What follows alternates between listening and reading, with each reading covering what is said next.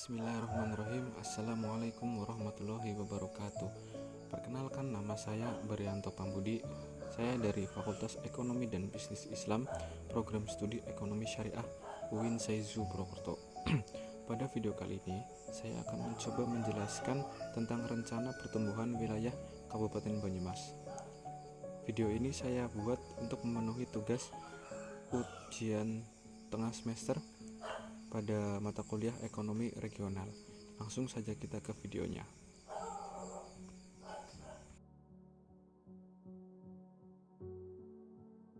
Rencana pembangunan wilayah Kabupaten Banyumas.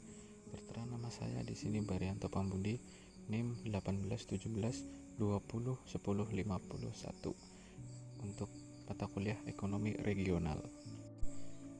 Yang pertama, strategi pembangunan daerah Kabupaten Banyumas yang menjadi pedoman dalam penentuan berbagai kebijakan dan program pembangunan daerah yang sesuai dengan kemampuan keuangan daerah serta memperhatikan berbagai kebijakan dan program dari pemerintah Provinsi Jawa Tengah dan atau dari pemerintah pusat.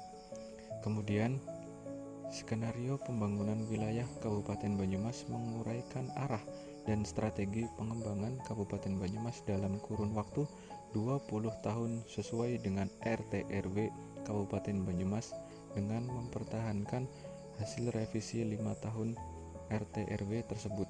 Skenario ini mencerminkan kondisi perkembangan kabupaten atau lingkungan strategisnya saat RPUM dibuat dan perkiraan 5-20 tahun ke depan. Next. Selanjutnya, arah pengembangan struktur Kabupaten Banyumas. Arah pengembangan struktur kota menguraikan tentang pembagian kawasan-kawasan kota, rencana struktur kota, dan rencana penggunaan lahan. Dalam menjelaskan arah pengembangan struktur kota akan dilengkapi dalam tabel rencana penggunaan lahan serta peta rencana struktur dan skenario pengembangan Kabupaten Banyumas. Arah pengembangan struktur Kabupaten Banyumas merupakan implementasi dari visi dan misi pembangunan Kabupaten Banyumas. Visi dan misi Kabupaten Banyumas dapat diuraikan sebagai berikut. Visi dan misi Kabupaten Banyumas. Visi Kabupaten Banyumas mampu mewujudkan masyarakat yang sejahtera, terpenuhi pelayanan dasar secara adil dan transparan, yang didukung dengan pemerintahan yang baik dan aparat yang bersih dengan tetap mempertahankan budaya Banyumasan. Untuk misinya, dalam rangka upaya mencapai visi tersebut, maka misi Kabupaten Banyumas adalah yang pertama, menyelenggarakan sistem pelayanan dasar dalam bidang sosial, kesehatan, pendidikan, ketentraman, dan ketertiban yang lebih cepat, adil, yang tepat dijangkau oleh seluruh lapisan masyarakat, dengan didukung oleh sistem kelembagaan manajemen yang efisien dan transparan. Yang kedua, mengembangkan sumber daya lokal bagi pengembangan ekonomi masyarakat melalui sistem pengelolaan yang profesional, aktif, dan efisien serta akuntabel, dengan didukung sistem dan sarana investasi yang baik. Yang ketiga, meningkatkan kemampuan masyarakat dalam mengelola pembangunan berkelanjutan serta secara efisien dan efektif. Yang keempat, meningkatkan kemampuan moral dan etika kerja serta akuntabilitas aparatur pemerintah daerah dalam mengelola pembangunan dan pelayanan kepada masyarakat.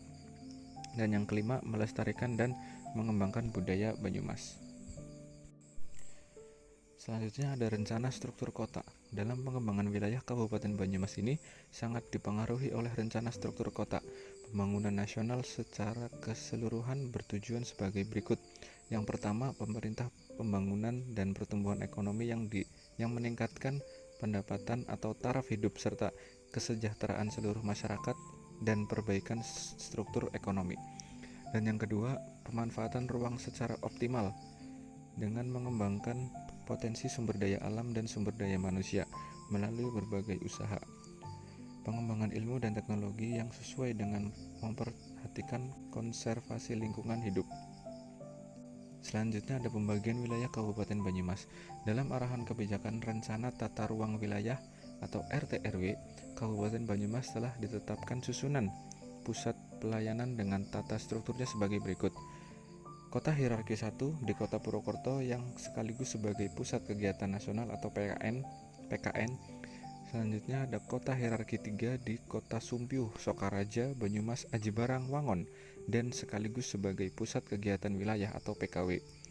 Kemudian ada kota hierarki 4 yaitu Kota Pekuncen, Gumelar, Lumbir, Purwojati, Jatilawang, Rawalo, Kebasen, Kemeranjen, Tambak, Karanglewas, Kedung Banteng, Baturaden, Sumbang, dan Kembaran, dan sekaligus sebagai pusat kegiatan lokal atau PKL. Selanjutnya di sini ada denah atau peta yang sudah tertata, yaitu di mana kota hierarki 1 berfungsi sebagai pusat kegiatan nasional atau PKN dan kota hierarki 3 berfungsi sebagai pusat kegiatan wilayah atau PKW dan kota hierarki 4 berfungsi sebagai pusat kegiatan lokal PKL.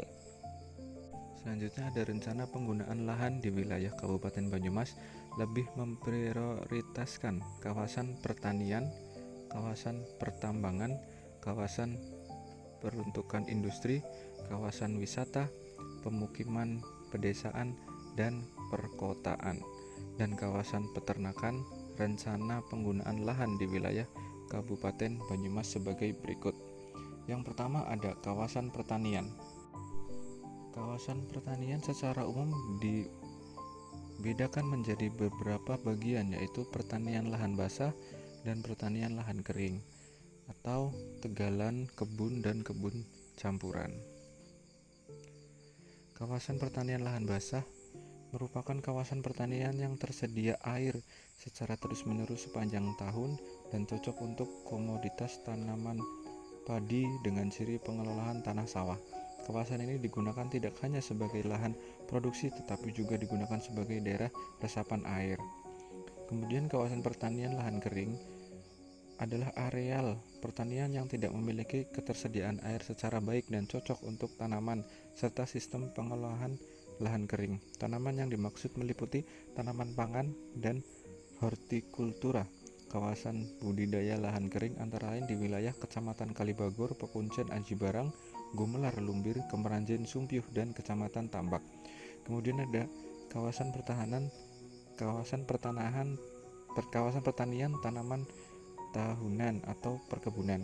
Kawasan perkebunan adalah kawasan pertanian yang sesuai untuk komoditas tanaman tahunan dengan memperhatikan asas-asas konservasi.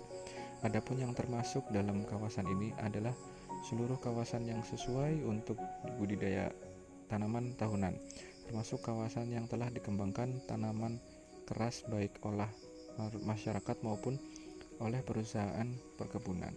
Pertimbangan penempatan alokasi ruang untuk kegiatan perkebunan meliputi kesesuaian lahan untuk jenis tanaman perkebunan dan tanaman tahunan, kondisi perkembangan yang lebih berkembang.